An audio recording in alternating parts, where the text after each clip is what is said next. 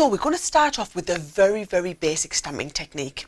So what I'm going to do is I'm going to take one of the stamps, and I like to work with the stamps on one of our rocker blocks because I find it's a little bit easier for getting even pressure over the surface of the stamp.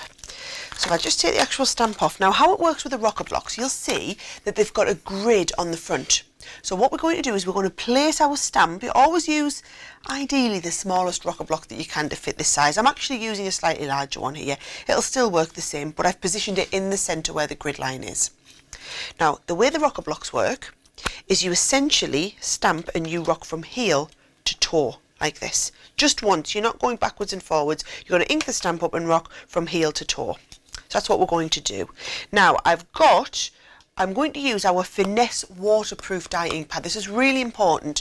These markers are a water-based product, which means that you need to use an ink pad to stamp with that is suitable to work with a water-based product, not one that's going to move with water. So for example, you wouldn't want to use an alcohol-proof one because an alcohol-proof one is actually water-based, or something like a VersaFine. All of those ink pads are water-based. You want to use a one which is actually solvent-based so that it's going to stick and not move when you have the water. So I'm going to take our waterproof dye, and you can see it's got a little picture on the front that's got the water brush, so you know these are the ones that work with the waterproof. Always take the ink to the stamp like this. Now this is the first time this stamp is being used out of the box, so what you should really do is ink it up, and on a spare piece of card, I'll use the reverse, you're going to just stamp it off 2 or 3 times, and you'll see the first few times you'll get a little bit more of a dotty image. So you're always going to do that, and you're going to stamp it a few times until you don't have that dotty feel and you have a much harsher, more finessed line. I can see that the more I stamp that through, the more that's coming through.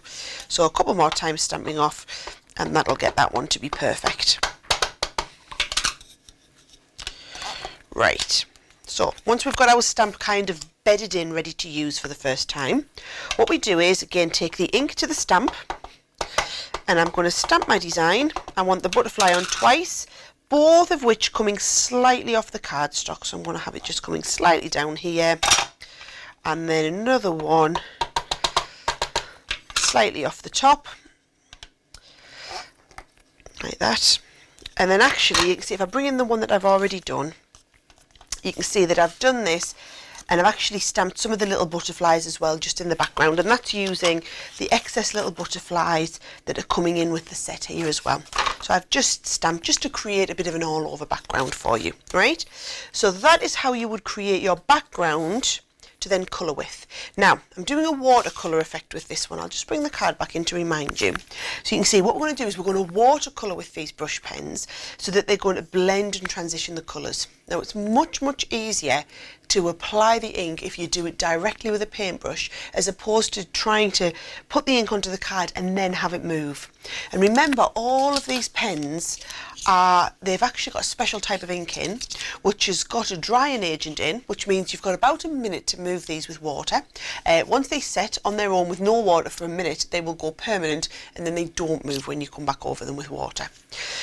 So what that means is I'm going to take my colours and lie them down a little bit. So if you open up the brush end, I'm just going to colour down onto a glass mat a little bit of the colour. So if we have a little bit of the purpley colour, I'm going to have a little bit of the gold in the centre. So I'm just creating myself a palette here, and then a little bit of the green to go around the outside.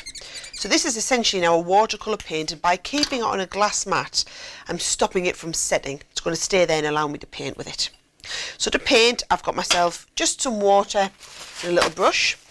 And what you'll find easier is if you always kind of half dry off the water brush, but I'm going to just wet my surface so that I'm going wet into wet. So I'm not drowning it, but I'm just putting a little bit of water on there, okay?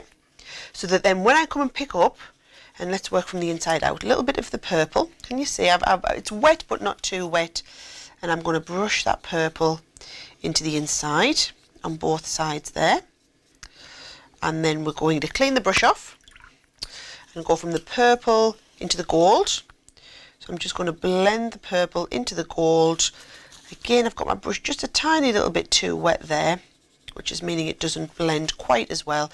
So I can always pick up more ink. You can always add more on, but it's very, very difficult to take it off. So you see I'm adding the gold there, and then I'm going to come back in and blend a little bit more of the purple through.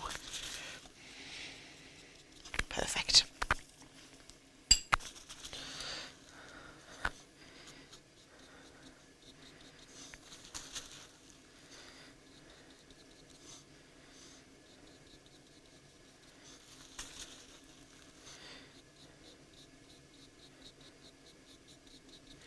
And then I'm going to do exactly the same. I'm going to bring the green in. This time I'm going to bring it in from the outside to mix in with where we have the gold.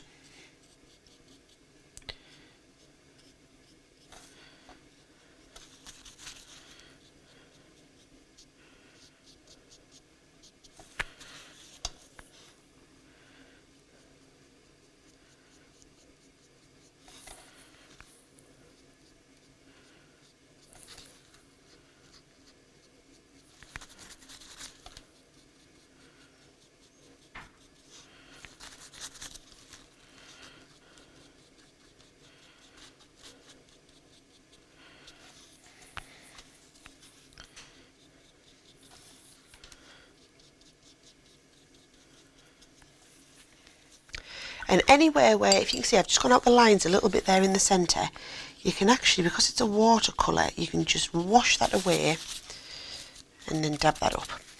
And it's the same around the outside here.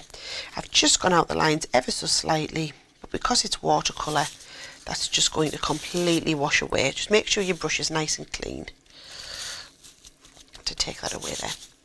So that's the first one, and you can see I've got that lovely blend and transition of colour, and then all I'm going to do is repeat the same process but with the other one.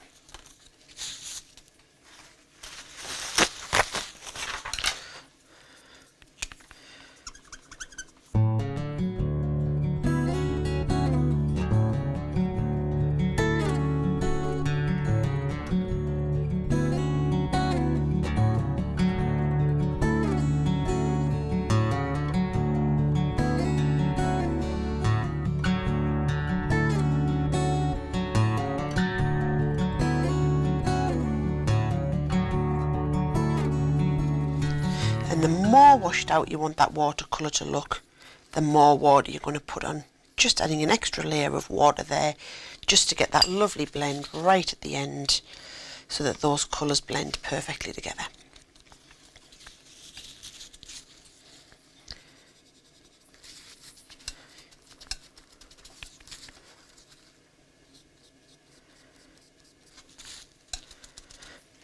There we go. So there's our watercolouring completed.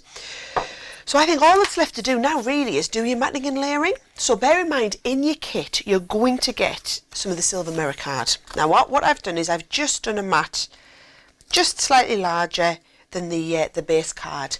Now obviously once you've used up all of the stuff in your kit, you could be using any cardstock now to get these sorts of mats and layers. I would recommend using a nice quality either stamping card or a watercolour card to work with all of your stamping, especially if you're doing watercolouring techniques like this. But to be honest, for your base cards you could use any type of cardstock. We've just included a lot of black in this kit because we feel like the black really shows the metallic very, very well. So there's my watercolouring effect onto the base. And then actually all I've done to create a little sentiment, bear in mind on your stamp set you get all of these additional stamps that go with it. So I've just chosen a one and I've just stamped the word butterfly, and I'm just going to pop that butterfly down in the bottom corner with a little bit of the 3D glue gel just to make it stand proud a little bit, just to give a little bit of a 3D element to the card. That's my 3D glue gel, just going to pop it down on the corner. And that's how you do a very basic watercolouring technique using any of the metallic pens that you're going to work with. And bear in mind you could be starting to mix these colours together and create any new colours you want as well, so you're not limited to just the four in the kit.